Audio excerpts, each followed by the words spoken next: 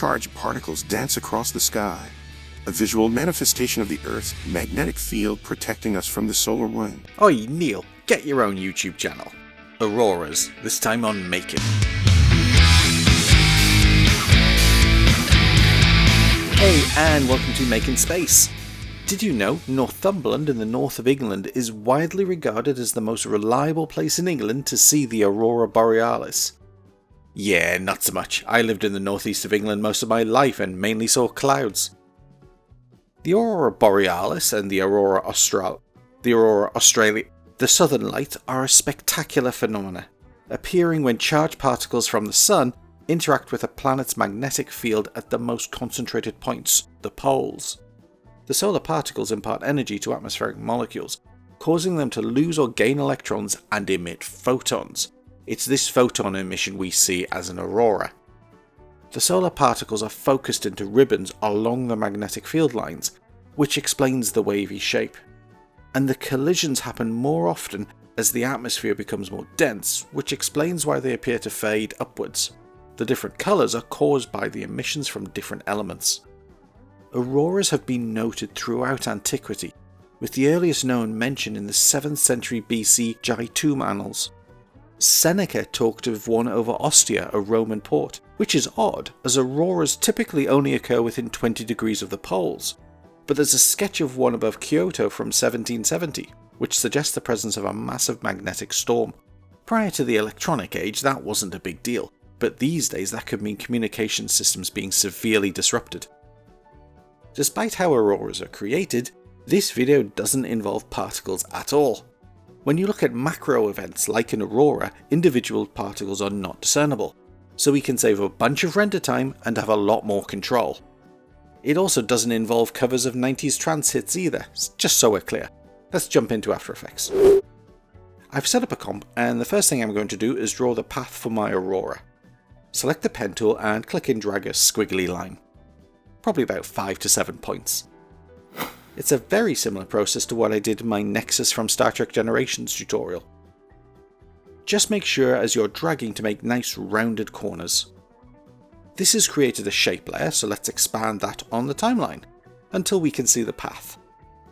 And while we're here, let's delete the fill and expand stroke and increase the width to 16 for my HD comp. Expand taper and set the start and end widths to about 20% so that the stroke fades out. Then expand wave and set the amount to 75 and change units to cycles and drop the cycles to 3. Then, holding the Alt key, click on the phase stopwatch and type time times 10. And if I scrub the timeline, we get this subtle rippling. You can collapse stroke for now and then select the path. Then go to Window, create nulls from path.jsx.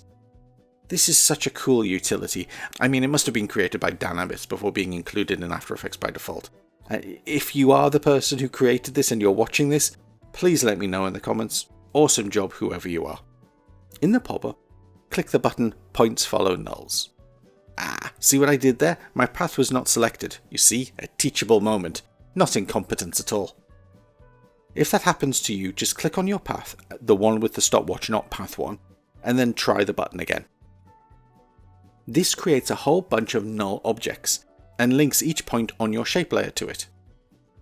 So now you have the ability to animate each point independently. If I select the shape layer, you'll see a bunch of layer select controls. Just ignore these. Go to Effect, Expression Controls, Slider Control, and then hold Ctrl and tap D to duplicate it. Select the top slider control and hit Enter, and rename this to Frequency. And rename the second one to Amplitude. Do you sense a wiggle coming on? I'm going to add random movement expression to each null layer, but if I get the values wrong, I want to be able to control them from these two sliders. Speaking of which, on the frequency slider, right click on the value and set the maximum to 1 and the value to 0.1. This is going to be our how many times per second control. So 0.1 is every 10 seconds. On the amplitude, set the value to 100. Now to put these into action. Double click on each slider so they appear in the timeline, and drag the shape layer to the top of the comp. Then select the first null layer and tap P to show the position property. Hold Alt and click on the stopwatch and type wiggle brackets. Then use the pick whip to select the frequency, comma, and pick whip the amplitude. I've got an entirely separate tutorial showing how to keyframe wiggles, which goes into this in more detail. If I scrub the timeline now, you can see what's happening. Copy the expression to your clipboard, then select the next null. Tap P, hold Alt and click on the stopwatch and paste in the expression. And repeat for all your nulls. And while I'm doing this, don't tell anyone, but can you sneakily hit that like button for me? It's for my own self-esteem. And a massive thank you to Jerry Witt, who not only bought me a coffee, but quoted the secret password from another of my videos. Speaking of which, this video's password is Sleeping Beauty, because in Disney's version, Aurora is the name of the princess. If you post Sleeping Beauty in the comments, it helps me with analytics, and it doesn't hurt my engagement rate either.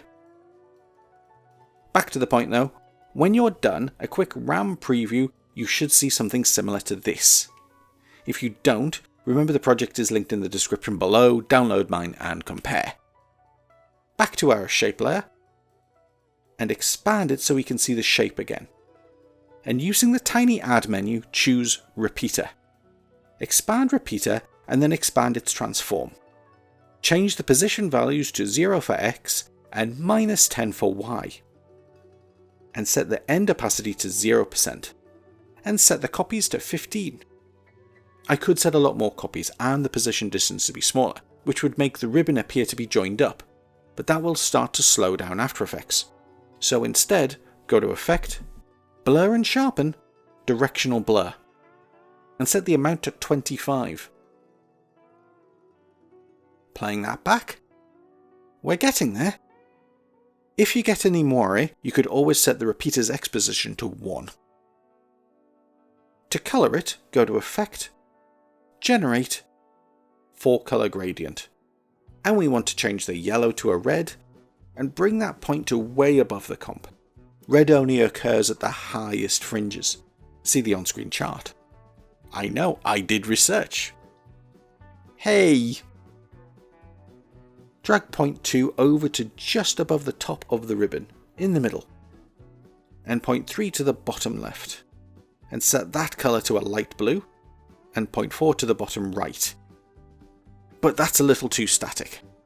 For point 1, hold Alt and click on its stopwatch, and type X equals wiggle, brackets, 0.1, 1000, close brackets, open square brackets, 0, close squares, semicolon. New line, Y equals value, square brackets, 1, semicolon. New line, square brackets, X, Y. This cute expression tells After Effects to wiggle the X position by up to 1000 pixels every 10 seconds, but sets the Y position to whatever value we choose. Positions are arrays in After Effects, so the first value is 0 and the second is 1. Wiggle is smart enough to know if it is attached to a property that has more than one value.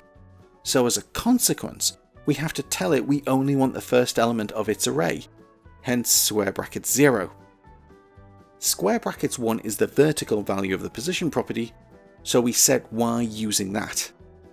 Then with the two values X and Y we need to put them back into an array, so we write squares X, Y. And what that gives us is a subtle changing of colours as the comp plays. And that's it! But treat this comp as a pre-comp and bring it onto the top of a scene and set the transfer mode to screen. And the reason you do that is so that you can duplicate the comp, flip its scale on the vertical, and with a few distortion effects create a reflection. For the example at the start, I grabbed an image from Pexels and used the color profile generator effect with the output profile checked for linear. I then added Lumetri color and chose the SL Blue Day for Night preset. I also duplicated the comp a third time and used Gaussian blur and the scale wipe effect to create a layer which lit the landscape when set to color dodge. I've rushed over this part because it really will depend on your image. Like I said, the project is in the description if you want to see what I've done.